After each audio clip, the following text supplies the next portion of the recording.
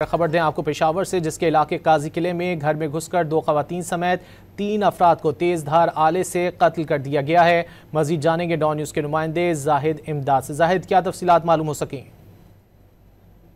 में गुज़श्ता रोज़ ये वाक़या पेश आया है और इसी के साथ ही 3 अफराद जो है उनको कत्ल किया गया है बेदर्दी से। पुलिस ने इब्तदाई तफ्तीश जो की है उसमें सामने आया है कि तेजदार आले का इस्तेमाल किया गया है 3 अफराद को के कत्ल में। इसमें एक मर्द 2 खवातीन शामिल है। ताहम जो डेड बॉडीज हैं उनको पोस्टमार्टम के लिए भेज दी गई है। ताहम पुलिस के मुताबिक वाक़े का मुकदमा जो है वो दर्ज कर लिया गया है।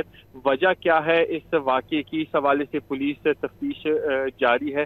ताहम जो 3 अफराद है जिनको तेजदार आले से थाना फकीराबाद काजी किले की हदूद है जहाँ पर ये वाक़या पेश आया, ताहम वाक़े से मुतल्लिक पुलिस ने तफ्तीश का आगाज़ कर दिया है।